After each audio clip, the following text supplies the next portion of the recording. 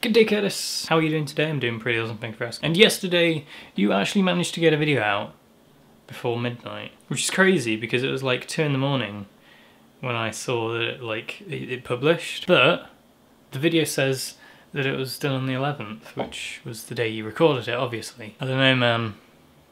Some strange stuff. Maybe you're a time traveler. Anyway, yesterday you spoke about how it was Remembrance Day yesterday, and you asked me what I deem as being disrespectful. Because some people, when it comes to Armistice Day, kind of just see it as, oh, it's a day where we have a minute's silence, or in some cases 2 minutes silence. And it's crazy how many people don't fully understand the weight behind those minutes of silence. Because you're not just staying silent for a few moments of your life, you're doing that in remembrance of something a lot bigger, because you're remembering the lives people have lost to have basically our freedom. You said yesterday about how some people saw the minute's silence as a fag break, but to simplify it down to just a fag break is disrespectful, because without the people who fought in the wars, they probably wouldn't even exist to smoke that cigarette. I guess there is a threshold of disrespect towards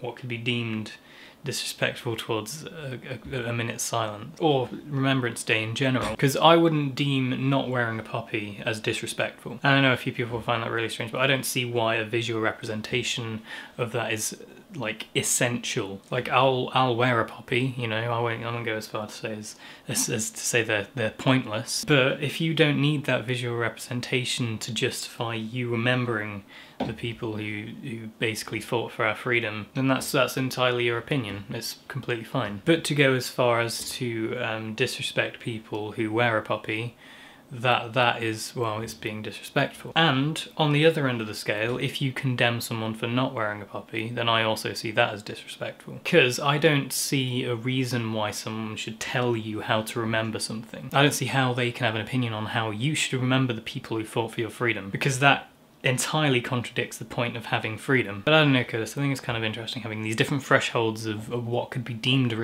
disrespectful. Because what I think is disrespectful could be completely different to what some other person thinks is disrespectful. And in fact, some people watching this video probably find some things which I say disrespectful. I guess that's just a part of being individual. We have different moral compasses, we have different ways of thinking, we have different we think differently. So I want to flip this question around and ask you, Curtis, what you deem as a appropriate amount of respect. And we'll stick with the Remembrance Day theme and we'll work with that one. So what do you deem as a proper level of respect for Remembrance Day? What do you think the minimum is that people should do when it comes to Remembrance Day? Because my threshold is pretty low.